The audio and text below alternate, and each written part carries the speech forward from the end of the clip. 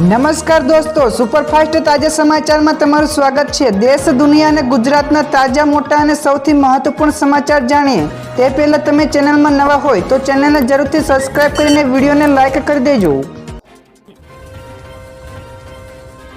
સૌથી પહેલા દોસ્તો આપણે વાત કરીએ તો આજે ઘણા રાજ્યોમાં ભારે વરસાદનું રેડ એલર્ટ છે। તો દેશના ઘણા રાજ્યોમાં પૂર જેવી સ્થિતિ સર્જાઈ છે, તો જેના કારણે લોકોને મુશ્કેલી પણ પડી રહી છે। તો તે દરમિયાન હવામાન વિભાગે આજે પણ હિમાચલ પ્રદેશ, ઉત્તરાખંડ, રાજસ્થાન, હરિયાણા, ઉત્તર પ્રદેશ, મધ્યપ્રદેશ, છત્તીસગઢ, અરુણાચલ પ્રદેશ, સિક્કિમ, ઝારખંડ, આસામ, મેઘાલય, નાગાલેન્ડ, મણિપુર, મિઝોરમ, ત્રિપુરા, ઓડિશા, બિહાર, તમિલનાડુ અને કેરળમાં અતિભારે વરસાદને લઈને રેડ એલર્ટ જાહેર કર્યું છે।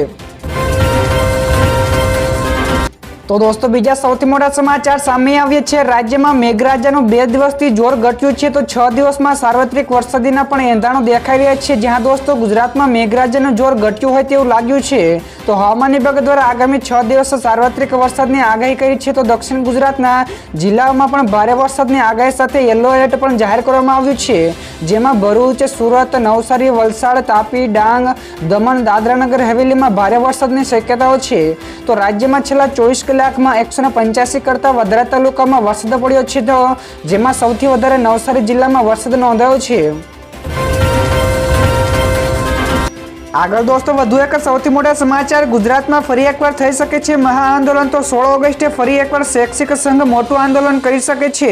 તો રાજ્યમાં શિક્ષકો પડતર પ્રશ્નોને લઈને ઘણા બધા સમયથી આંદોલનના મૂળમાં પણ છે। તો અગાઉ પણ શિક્ષણ વિભાગ અને શિક્ષકોના પ્રતિનિધિઓ વચ્ચે બેઠક પણ મળી હતી, તો જેમાં સંતોષકારક નિવારણ પણ આવ્યું ન હતું। તો તેથી હવે શિક્ષક મહાસંઘે 16 ઓગસ્ટથી રાજ્યભરમાં મહાઆંદોલન કરવાની ચીમકી પણ આપી છે। તો શિક્ષકો માટે ઓપીએસ સહિતના પ્રશ્નોની માંગ સાથે આ આંદોલન શરૂ થશે। બીજા સૌથી અગત્યના સમાચાર, હરિયાણા સરકારે બેરોજગારી ભથ્થું કર્યું જાહેર। જ્યાં દોસ્તો હરિયાણામાં સરકારે બેરોજગારી ભથ્થું જાહેર કર્યું છે, જેમાં ધોરણ 12 પાસ થનારા લોકોને દર મહિને 1200 રૂપિયા આપવામાં આવશે, જ્યારે ગ્રેજ્યુએટ થયેલા લોકોને દર મહિને 2000 રૂપિયા આપવામાં આવશે અને પોસ્ટ ગ્રેજ્યુએટ થયેલા લોકોને સરકાર તરફથી દર મહિને 3500 રૂપિયા આપવા માટેની જાહેરાત કરવામાં આવી છે। તો દોસ્તો ગુજરાતમાં પણ આવી યોજના હોવી જોઈએ કે નહીં, ફટાફટ નીચે અમને કોમેન્ટમાં જણાવજો। તો દોસ્તો બીજા સૌથી મહત્વપૂર્ણ સમાચાર, રાજ્ય સરકારની ખેડૂતો માટે 300 કરોડની સહાય। જ્યાં દોસ્તો રાજ્યમાં વરસેલા ભારે વરસાદને પગલે ખેડૂતોને નુકસાન ભોગવવાનો વારો આવ્યો છે, ત્યારે આવી પરિસ્થિતિને જોતા સરકાર દ્વારા એક મહત્વપૂર્ણ નિર્ણય લેવામાં આવ્યો છે, જેમાં જમીન ધોવાણની કિસ્સામાં ખેડૂતોને સહાયની ચૂકવણી કરવામાં આવશે। તો ત્યારે મુખ્યમંત્રીની સૂચનાથી રાઘવજી પટેલે જમીન ધોવાણની જાતે જ માહિતી મેળવશે। તો સૌરાષ્ટ્રમાં પડેલા ભારે વરસાદથી ખેડૂતોને પાકને નુકસાનીનું વળતર ચૂકવવામાં આવશે। આગળ દોસ્તો વધુ એક સૌથી મહત્વપૂર્ણ સમાચાર, 17 વર્ષ બાદ શરૂ થશે સિટી બસની સેવા। જ્યાં દોસ્તો સુરેન્દ્રનગર પાલિકાએ લોકોના હિતમાં એક મહત્વપૂર્ણ નિર્ણય લીધો છે। તો લોકોને સિટી બસમાં મુસાફરી કરવા માટે અગવડતા ન પડે તે માટે મહત્વપૂર્ણ નિર્ણય કરતા છેલ્લા 17 વર્ષથી બંધ પડેલી સિટી બસ સેવા ફરી એકવાર શરૂ કરવામાં આવશે। તો આગામી 15મી ઓગસ્ટે સ્વતંત્રતા પર્વની સિટી બસ સેવાનો પ્રારંભ કરાશે। તો શહેરના 8 રૂટ ઉપર મુસાફરોને તેનો લાભ મળશે। તો રક્ષાબંધનની બહેનોને પણ ફ્રીમાં મુસાફરી લાભ મળશે।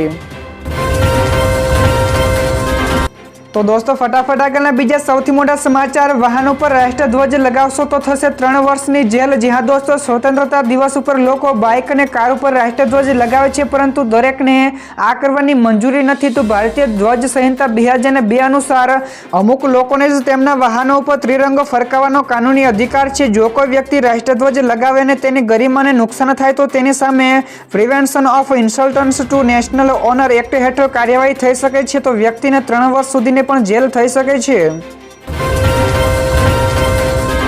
તો દોસ્તો બીજા સૌથી અગત્યના સમાચાર મળ્યા છે, લોકરક્ષક ભરતીમાં ગેરરીતિ કરનારા સામે મોટી કાર્યવાહી થઈ છે। જ્યાં દોસ્તો લોકરક્ષક ભરતીમાં ગેરરીતિ કરનારા સામે કડક કાર્યવાહી કરવામાં આવી છે। તો ગેરરીતિ કરનારા 37 ઉમેદવારોને રાજ્ય સરકારની ભરતીમાં આગામી 3 વર્ષ માટે ગેરલાયક ઠેરવવાનો નિર્ણય કરાયો છે। તો દોસ્તો નોંધનીય છે કે 2021ની ભરતીમાં પણ કેટલાક ઉમેદવારોએ પરીક્ષામાં ગેરરીતિ પણ આચરી હતી, જે મામલે અત્યારે કાર્યવાહી કરવામાં આવી હોવાની માહિતી સામે આવી છે। તો દોસ્તો બીજા સૌથી મહત્વપૂર્ણ સમાચાર મળ્યા છે। 2 કરોડના હિંડોળા ઉપર ઝૂલશે શ્રીરામ। જ્યાં દોસ્તો રામનગરી અયોધ્યામાં ઝૂલન ઉત્સવ મનાવવામાં આવી રહ્યો છે। તો આ ઉત્સવ 19 ઓગસ્ટ સુધી ચાલશે। તો આ ફેસ્ટિવલ માટે વૃંદાવનના 10 કલાકારોએ સોના ચાંદીનો ઝૂલો તૈયાર કર્યો છે, જેની કિંમત લગભગ 2 કરોડ રૂપિયા સુધીની છે। તો આ ઝૂલામાં 140 કિલો ચાંદી અને 700 ગ્રામ સોનાનો ઉપયોગ કરવામાં આવ્યો છે। તો આજે રામલલા સદનમાં શ્રી રામ સહિતના ચારેય ભાઈઓ આ ઝૂલા ઉપર બિરાજમાન થશે। તો દોસ્તો ઝડપથી આ સિવાયના બીજા સમાચારની વાત કરવામાં આવે તો સાબરમતીમાં પાણી છોડાયું। તો અમદાવાદમાં નીચાણવાળા વિસ્તારોને એલર્ટ કરાયા છે, જ્યાં દોસ્તો ઉપરવાસમાં ભારે વરસાદના પગલે ધરોઈ ડેમમાં પાણીની આવક વધી રહી છે, જેથી હાલ સાબરમતી નદીમાં પાણી છોડવામાં આવી રહ્યું છે। તો નદીમાં પાણી છોડાતા જિલ્લા વહીવટી તંત્રએ એલર્ટ થયું છે। તો મહેસાણા, સાબરકાંઠા, ગાંધીનગર, અમદાવાદ, ખેડા અને આણંદ જિલ્લાના ગામોને એલર્ટ કરી દેવામાં આવ્યા છે। તો સાબરમતી નદીમાં અવરજવર નહીં કરવા માટે તેમજ ઘટતી કાર્યવાહી કરવા માટેની સૂચના આપવામાં આવી છે। ત્યાર પછીના દોસ્તો બીજા સૌથી અગત્યના સમાચાર, ભાજપ કરશે મોટી જાહેરાત। જ્યાં દોસ્તો બીજેપીના રાષ્ટ્રીય અધ્યક્ષ જેપી નડ્ડાનો કાર્યકાળ પૂરો થઈ ગયો છે। તો મળતી માહિતી અનુસાર તાજેતરમાં જ આ અંગે બીજેપીની ઉચ્ચ સ્તરીય બેઠક પણ યોજાઈ હતી, તો જેમાં રાષ્ટ્રીય સ્વયંસેવક સંઘના અધિકારીઓ પણ હાજર રહ્યા હતા। તો આ ચર્ચાએ પણ વધારે જોર પકડ્યું છે કે પાર્ટીના નેતૃત્વની કમાન ઓબીસી અથવા તો કોઈ મહિલા નેતાને સોંપાઈ શકે છે। જોકે સત્તાવાર રીતે હજુ પણ કોઈ પણ પ્રકારની જાહેરાત થઈ નથી। તો આવનારા સમયમાં આ મુદ્દે બીજેપી મોટી જાહેરાત કરી શકે છે। ત્યાર પછી દોસ્તો આગળ વધુ એક સૌથી મહત્વપૂર્ણ સમાચાર મળ્યા છે। હવે સુરેન્દ્રનગર વાસીઓ QR કોડથી રેલવે સ્ટેશને ભાડું ચૂકવી શકશે। જ્યાં દોસ્તો રાજકોટ રેલવે ડિવિઝન દ્વારા વિવિધ રેલવે સ્ટેશનોને QR કોડથી ભાડા ચૂકવણી શરૂ કરાઈ છે। તો જેમાં સુરેન્દ્રનગર રેલવે સ્ટેશનનો પણ સમાવેશ થતા મુસાફરો હવે ડિજિટલ માધ્યમથી સરળતાથી ભાડું ચૂકવી શકશે। તો દોસ્તો જણાવી દઈએ કે આ સુવિધા રાજકોટ, જામનગર, સુરેન્દ્રનગર, દ્વારકા સહિતના વિવિધ સ્ટેશનો પર કરવામાં આવી છે। તો QR કોડ થકી છૂટક પૈસાની ઝંઝટમાંથી પણ મુક્તિ મળશે। તો દોસ્તો આગળ વધુ એક સૌથી મોટા સમાચાર સામે આવ્યા છે। સારથીનું સર્વર ઠપ થતા લાયસન્સની કામગીરી અટકી પડી છે। જ્યાં દોસ્તો અમદાવાદ સહિતના રાજ્યની 38 કરતાં વધારે આરટીઓ કચેરીઓમાં સવારથી જ સારથીનું સર્વરની સમસ્યા જોવા મળી છે। તો અરજદારો પણ અરજી કરે તો થતી નથી અને આઈટીઆઈ અને WIAA સંસ્થામાં કાચા લાયસન્સની પરીક્ષા આપવા ગયેલા અરજદારોને પણ બેસી રહેવું પડ્યું હતું। જ્યારે નોકરી ધંધાઓ પર અડધી રજા લઈને આવેલા લોકો પણ પરેશાન થઈને રવાના થઈ ગયા હતા અને પરીક્ષા આપ્યા વગર જ ચાલ્યા ગયેલા લોકોને હવે ફરી એકવાર એપોઇન્ટમેન્ટ લઈને જવું પડશે। તો દોસ્તો ત્યાર પછીના બીજા સૌથી મહત્વપૂર્ણ સમાચાર મળ્યા છે। સીએમ ભૂપેન્દ્ર પટેલે ટ્વીટ કરીને આપ્યા સારા સમાચાર। જ્યાં દોસ્તો રાજ્યના મુખ્યમંત્રી ભૂપેન્દ્ર પટેલની સરકારી કર્મચારીઓને રાહતની મોટી ભેટ આપી છે। તો રાજ્ય સરકારના કર્મચારીઓને દર 4 વર્ષે એલટીસી અથવા તો વતન પ્રવાસનો લાભ 6000 કિમીની મર્યાદામાં આપવામાં આવે છે। તો કર્મચારીઓ દ્વારા આવા પ્રવાસ અન્વયે ટ્રેન દ્વારા મુસાફરી કરવામાં આવતી હોય છે, ત્યારે આ મુસાફરી હવે સરકારી કર્મચારીઓ વંદે ભારત ટ્રેનમાં પણ કરી શકશે।